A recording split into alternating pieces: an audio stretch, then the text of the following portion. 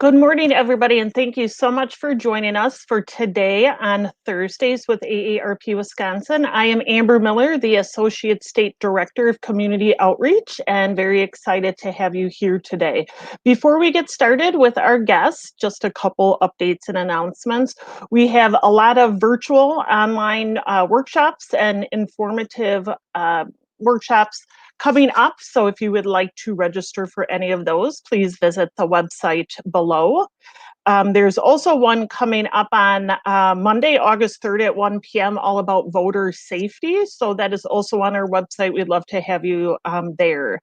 Secondly is, of course, our AARP Community Connections. This is an initiative that AARP launched back in April to connect folks with some local volunteer opportunities to help your neighbor, but then also the AARP Friendly Voice.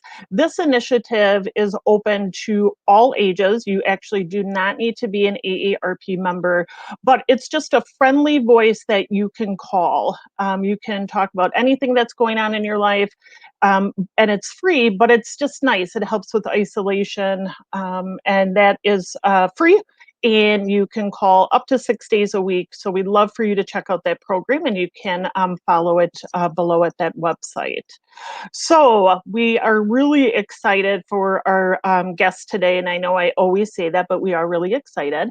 But before we get to that, the next round of small dollar big impact grants, so these are micro grants up to $1,000, will be due August 17th. So if you are a local organization or have an idea on a project, we definitely encourage you to apply.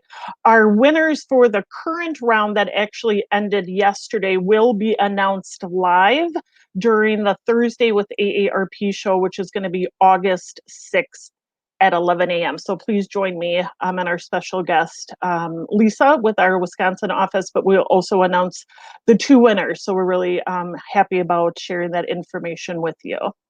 So to move on with the show, I'd love to introduce our two guests today.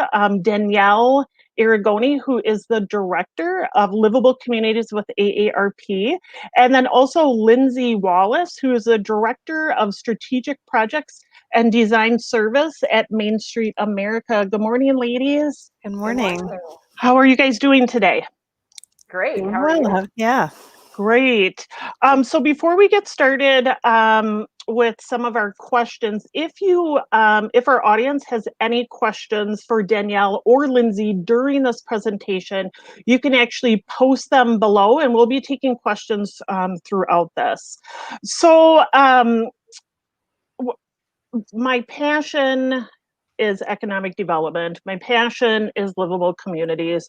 So how great to kind of morph this into a really great collaboration and partnership with AARP and Main Street. So why does, and I'll kind of probably start with you, Danielle, so why does AARP care about Main Streets, and how does this fit into the bigger initiative of livable communities? And if you would be so kind, Danielle, too, to maybe just briefly talk about what livable community is for the folks who might not know. Sure. Hi, everyone. Really glad to be here today and happy to talk about this topic, which I share with Amber and Lindsey a real passion for. So livable communities really are places that don't fit a specific definition. They don't specific look. I mean, every community, I think, has the potential to be a livable community. What that means is it's a place where you can have a range of transportation options available to you. You could walk places, you could take the bus or train places, you could safely bike places, you could drive if you care to. There are also places where you have a range of housing choices. So, for example, if you live in a house and maybe your adult children have moved out and you find yourself with more house than you need, can you stay in your same community and find a house that better fits your needs? Or maybe a house that lets you share with other adults, or live close to places where you can walk or bike and see friends and things like that. So a livable community is about creating options for people to really be able to live their best lives at every age. And we know that livable communities don't just happen in many cases. They're the product of really thoughtful leadership by a whole bunch of people, specifically local leaders. But it really has to come, I think, from the community who says these things are important to us. We want to be able to have transportation options. We want to be able to have housing choices. And we really care about parks and public spaces and downtowns and sidewalks that make it easy for us to move and make it comfortable for us to utilize. So, for example, when you think about a livable community, what a park might look like in a livable community, it's probably a place that attracts a wide range of ages. It's a place that has lots of ample sort of seating and lighting and bathrooms available. It has those kinds of thoughtful amenities that make it usable, that make it easy, that make it comfortable. So those are kinds of the characteristics that we think of as livable communities in general. There are other parts to it. I think the ways in which we, livable communities are places certainly where everyone has a voice, where people feel empowered and informed enough to engage in local decision making. And I think that one of the best illustrations of a livable community are our main streets.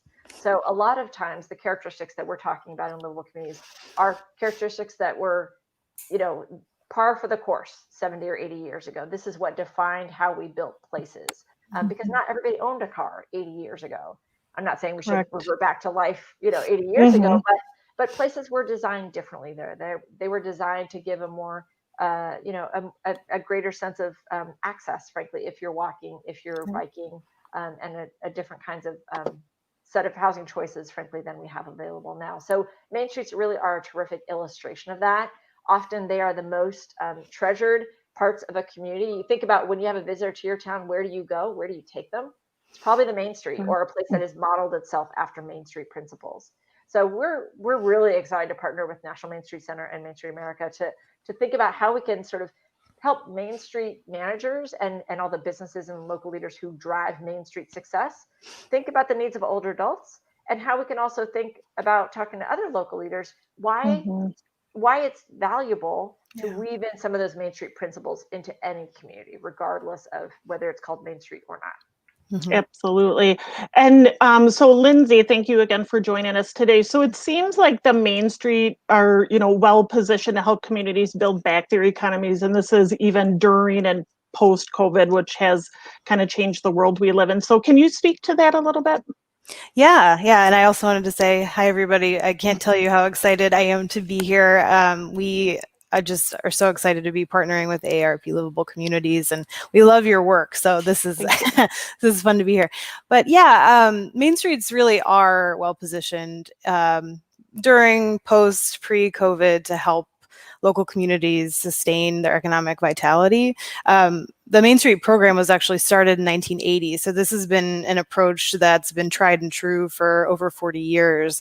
And part of that success comes from the network that we have. So we have, state level partners, city level partners, county level partners, and then local organizations. So there's a network to drive innovation, to share best practices. We work in about 1,200 communities across the country, both in rural downtowns and in neighborhood commercial districts in bigger cities. So there's really a lot of variation. And to Danielle's point, we Main Streets don't fit in a box either. And our approach is really about adaptation to meet specific needs. It's about place-based characteristics because we're in it for the long haul. This approach is about community engagement. It's about equity. It's about maintaining or leveraging unique assets in a community so that economic vitality is sustainable. It's grassroots. It's based on local entrepreneurs. It's based on small business owners and local leaders. So having that kind of ability to adapt and leverage unique assets, I think, positions communities in a really good way to weather the storm, because they've had to meet different challenges before. Not that this is the pandemic is a challenge like any other. It's different in a lot of ways, but that comprehensive approach and that approach that values partnerships and that community engagement really sets up local leaders for success in the long term. Great. So today, today I am joined with Danielle from AARP, and then also Lindsey from Main Street. So if you have any questions, please post them below, but it looks like we have a question already.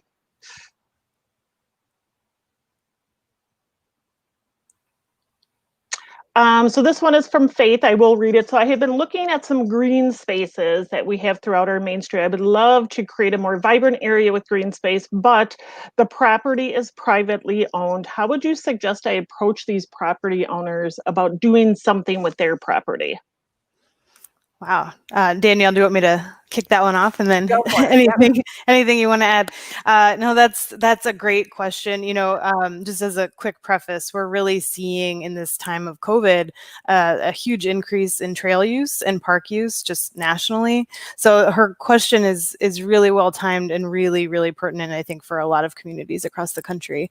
It's actually pertinent to this conversation too, because as many of you probably know, Main Street America and AARP Livable Communities are collaborating on a series of design-focused briefs to utilize, different physical assets in your downtown. And one of them will be on trails and parks. That's coming up in a couple weeks, but it's a good preview. I would say, with any of these kinds of approaches, anything you want to implement, especially in the physical realm, is going to take like a multi-sector partnership. So it becomes especially important when you're working with private property owners. You want to be respectful of their space. But I think they're in developing a multi-sector partnership, especially with your local government, is important to approach those conversations. There are examples from across the country on how parks and trails and different green spaces are being leveraged. We could talk about that all day, but if you want some examples, we can share some anecdotally. But I think that taking those examples, talking to your local government, talking to like your Parks and Rec department to kind of come together to think through some concepts and just engage that property owner from the beginning. Like green space is more important than ever right now because we need opportunities to get outside, to stop, feeling isolated, but to do that safely and healthily. So that just approaching the property owner as part of that decision making, I think will set you up for success that way. Great. And I believe we have one more question.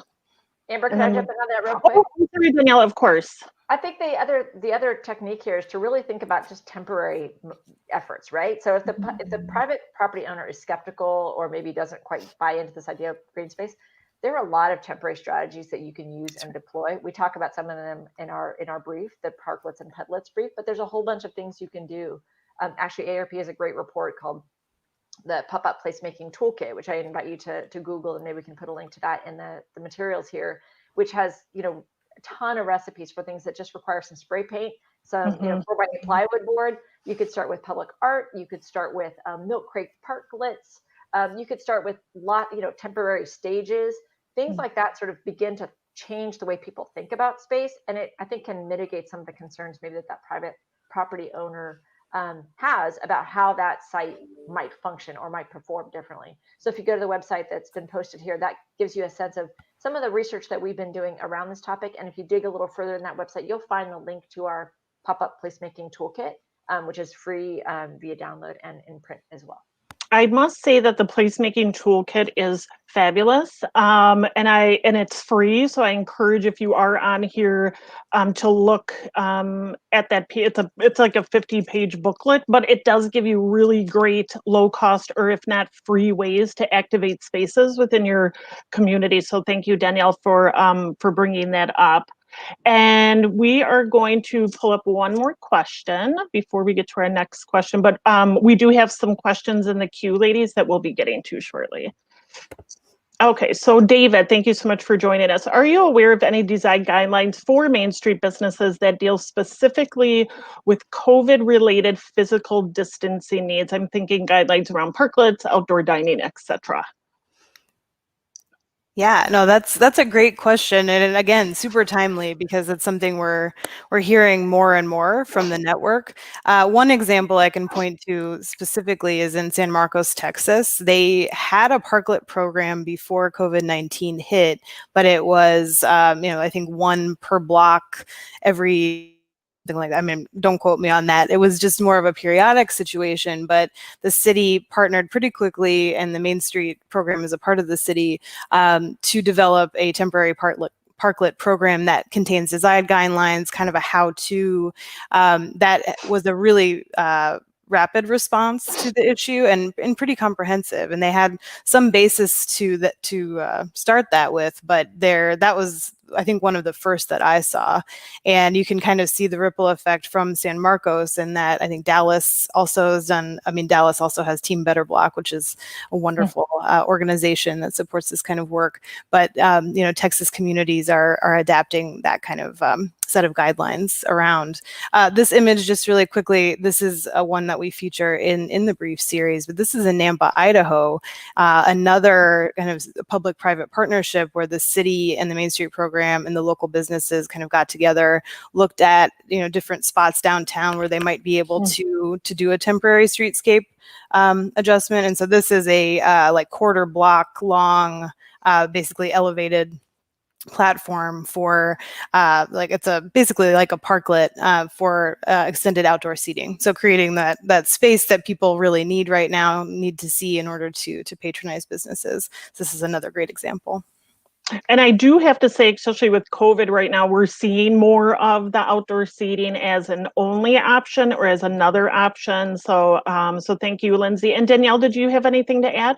I was just going to say the interesting thing about that image and why I love it so much is that I think what it does is it allows the restaurant to spill out onto the sidewalk, right? But it also allows for pedestrians to go around the diners and pass through safely. So you're not necessarily interfacing with a lot of other diners as you walk through that sidewalk.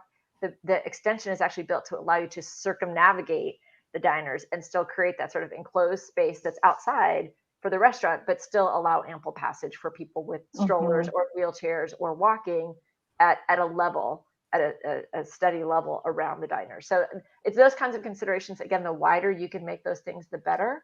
In this case, there are limitations in terms of the existing parking that's allocated there on in the side of the road, but the wider the better to allow for the maximum flexibility. Absolutely.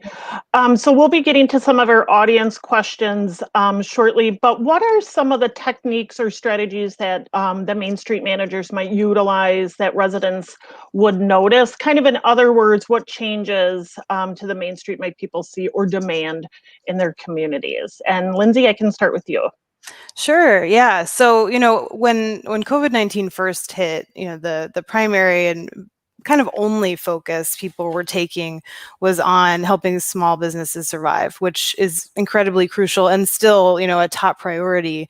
But as we're seeing some communities open back up or, businesses open back up, I think what we're seeing is more people are asking for both more space downtown to be able to engage the space but be safe and socially distanced, but also looking for ways to engage with businesses in different ways. So some folks are going to be comfortable going into a small business as they did before. Other folks might not want to be inside in a closed space. So, we're seeing interest in e-commerce. We're seeing, interest in different kinds of public amenities like hand sanitizing stations, public seating, as you see. So that's really where the idea for these design briefs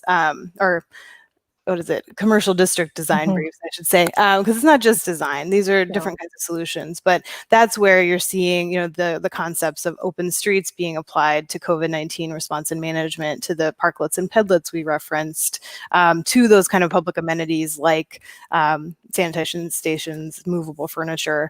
We look at trails and parks, basically, we already kind of talked about that a bit, but the crucial element of that green space and what that means in communities. And then, we also look at creative approaches to retail. So how can business owners adjust their space, adjust their business model, and just their thinking to really offer more options. So curbside delivery, those things might be necessary in the long haul. We're going to have, just as humans, probably some long-term effects psychologically in how we interact with our downtowns and commercial districts. And so it behooves small business owners and Main Street managers and other local leaders to help support the different ways we can do that to make sure that economic vitality is maintained.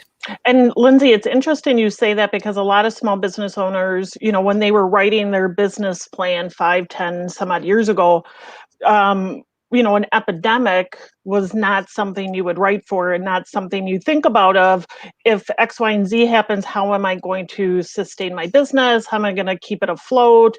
I may have to come up with a plan from A to Z instead of just being, a brick and mortar. So I appreciate your comments on that, because the small business owners are definitely being affected by this. Absolutely. And Danielle, did you have anything to add? Yeah, I mean, I think a couple things. One of the things that I've certainly learned in this process with Lindsey and her colleagues at Main Street is it's been a wonderful reminder of just the importance of access to high-speed internet. I mean, I think a lot of business owners, particularly in smaller towns, may not have reliable high-speed internet access. And if they can't, it makes it very hard to pivot to a virtual platform, whether they're vendors or providing service or whatever. So I think that's one thing that this has really kind of doubled down on the need for a really strong high-speed internet solution for all places, including rural towns. But the other thing I want to talk about, you asked the question, Amber, about what can Main Street managers do. I think the other part is that communities really need to be involved. And almost all of our briefs begin with a sort of a word of warning or a caution, really, that you have to strive for inclusive community engagement. It absolutely starts with that. Like you will be better positioned as a Main Street manager, as a local leader, as a community activist by reaching far and wide and talking to as many vested interests as you can. And that includes people who, at present are at home, not attending public meetings, obviously, but still have a stake in their Main Street, still have a stake in their downtown. So got to get creative these days with public engagement, but it's more important than ever. Absolutely. Thank you for that. So we have another question. This is from Jim. How do densely populated downtown Main Street business districts balance the need for lots of customers to maintain their economic viability with the local orders to limit the business capacities and sustain that social distancing? And I can start with Lindsey, and then we can go to Danielle. Sure. No, that's these questions are great. These folks are plugged in. Yeah, no, that's a primary concern. I would say, kind of getting back to what we were talking about in the question before, that we are really working to support our local organizations and local leaders to allow, support their helping of the small businesses to expand their business options. So, e-commerce is really crucial, and I know that it's hard and it's scary for a lot of folks, and totally understandably. Yeah. But that's one, and that's one to strive for. There are things like curbside pickup, delivery that that are really keeping restaurants especially afloat, but retail can do those sorts of things. There are things like sidewalk sales, and various, other things we've already sort of touched on. But I think that, the key to meeting all of those and being safe and meeting the guidelines while still supporting that economic development, the solutions are in these design adjustments, but also the support to help the small business owners offer different options for customers to engage. Absolutely. And Danielle? Yeah, I mean, I think the other solution of balancing the sort of density of economic activity that you need to be successful with the caution to be distanced from one another is exactly some of the strategies we've been talking about. It's like, how do you temporarily convert your sidewalk or your parking spaces into space that doesn't function in that way, but actually adds more capacity for a restaurant or a walk-up, service. It also affords a really tremendous opportunity to think about vacant spaces in downtowns or underutilized parcels, parking areas, parking lots. How can those be deployed in a more efficient way, in a more effective way to support businesses, give them the space that they need, and actually, inject a little bit of vitality maybe in a downtown that might have been lagging. So these days, particularly, there's a lot of, people out of work, a lot of people looking for new ventures. It's a great time to think about sort of incubator spaces and supporting entrepreneurship and using those spaces to serve that function, which delivers lots of different benefits as well. Absolutely. It all comes back to, making sure you have those strong partnerships and, collaborations to move the needle on some of the stuff we talked about, but also making sure that we remember the small businesses during this time, and knowing that we're all trying our best, I think, during this pandemic, but whatever we can do to support each other definitely makes a difference. So for the folks that are on here now, this might be the first time they've heard of Main Street. This might be the first time they've heard of Livable Communities and all the, the greatness. So is this work new? Does it predate COVID? And, why does it matter now more than ever? And I'll start with Lindsey. Sure. Yeah, I actually love this question. I think, no, this work isn't new. We at Main Street America and the Main Street approach has been around for 40 years. AARP's been around for a long time. Livable communities, those approaches we've been working on them, right? Yep. Can always use improvement, can always, modernize and all of that.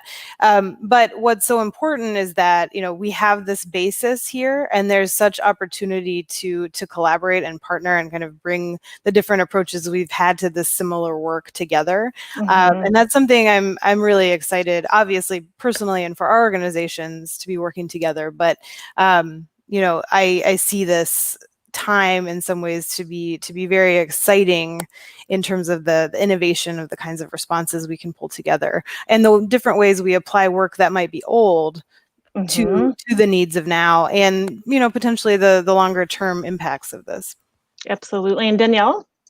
Yeah, AARP has been around for 60 years, 60 plus years, thankfully. And I would really say at its heart, AARP began as an organization that cared about where people live and how they live. Our founder actually sort of got religion on this issue by discovering a former colleague of hers living in a chicken coop, and only to realize that that was the only housing option she could afford. So there's a long history in AARP of really caring about communities and caring about how people live and what we can do to really support people to live their best lives at every age. And as both Lindsey and I have talked about, a lot of the principles that we're promoting here, options, choice, thinking about a wide range of users, are not new ideas. In fact, they're time tested, truly, well vetted concepts that have been that frankly make up the most interesting communities that we sort of relish, reflect those values, right? When you travel, when we are able to once again be tourists, people are drawn to those places that illustrate those concepts, where you can walk, where streets are well designed, where buildings are interesting, where people have a chance to connect. And it's not to say it's perfect. It's not to say we figured everything out. We definitely know that in the last couple months, there's been a surge of awareness about how our built environment has not met the needs of all. So there's a lot of work to be done, but the principles have the potential to really improve the quality of life for all if they're done in an intentional and inclusive way. So not new, but very, very applicable these days, especially. So during this presentation, our producer, Darren, aka my coworker, has done a really great job of putting up websites both for Main Street and then also Livable Communities. I encourage you guys to go onto the website. Each have an e-newsletter that you guys can sign up for to, stay abreast of what's going on, especially with the economy. So the mainstreet.org is below. And then also scrolling below is you can actually text 50757 to sign up for the newsletter. Otherwise, you can go on the website. And we're coming up to just our final minutes of this presentation. And so we'll take last questions. But also while we're doing that, Lindsey and Danielle, any final comments regarding the partnership, this really great partnership and collaboration between AARP in Main Street? And Danielle, I'll start with you. Yeah, I mean, I think we, AARP, love working with our Main Street colleagues. Some of our colleagues, including Darren, who just mentioned, have that kind of organic history to tie us together. But we actually operate in all 50 states, AARP does, and plus Puerto Rico, Virgin Islands, and DC. And in every one of those states, there are Main Streets and there are Main Street directors who are natural counterparts to our state staff and our volunteers. So we've been really delighted to sort of cultivate that connection. The other thing I would say is that, if you're watching out there and trying to figure out how you fit in or what your role is, we have a ton of free resources on our website, aarp.org/livable. And those are print publications that you can download. We release stuff new all the time. This series of briefs with Main Street is is new, and Darren just posted a link a moment ago. We'll be rolling those out, the complete set, in the next couple weeks. But another tool that we just released was a set of walk audits, where you can print it at home, walk around, and figure out how walkable your community is. And then when you realize there's some potential to make it better, let's get involved, figure out how you fit in, contact your AARP office, or talk to your neighbors, and be that voice. We started out saying that all of these great places are a byproduct of what people have asked for, what they demand from their local leaders. Get educated, get informed about what more your community can be, and then join the party. Absolutely. And Lindsey? Well, I couldn't say it better than that. I would say, just agree with all of that. As many partnerships as you can make with your local and your state Main Street leaders, I think that's crucial. Even if you don't have a project specifically to foment that relationship, I think it's worth just picking up the phone and talking to them. One other thing I would say is we're developing a lot of resources as COVID-19 response. So if you go to mainstreet.org/Main Street Forward, the briefs will be there in whole when we have all 5 released, and we have other resources there that might be of interest if you want to check that out too. Great. And I did notice there are some comments from our audience with other links of information that our audience can definitely check out.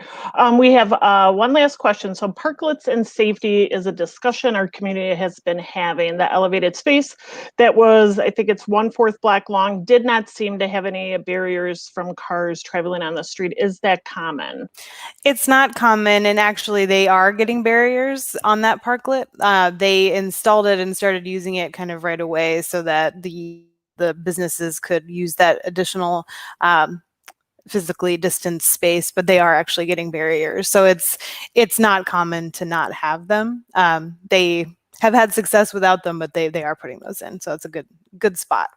Beautiful. And I just saw a comment from Jada, and just thank you guys so much. Great resources. And that's the reason why we do the Thursdays with AARP Wisconsin, is to bring resources and information to our audience. And we appreciate everybody joining us today. And thank you so much, Danielle and Lindsey.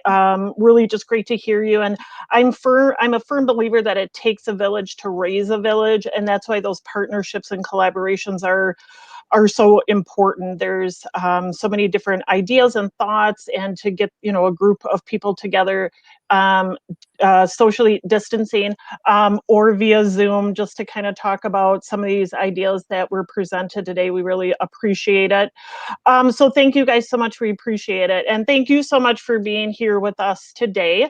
Join us next Thursday, August 6th, while I talk with Lisa Lampkins from our AARP Wisconsin office, talking about voter education. And then we will also be announcing the 2 winners that were chosen yesterday by our judges for the Small Dollar Big Impact Grant. And also, please remember to share this video. You could share it on your Facebook wall. We're also streaming this on YouTube. So if you happen to know anybody that has an interest in these topics, please share that with them. And thank you so much for joining us today. Stay safe. Thanks.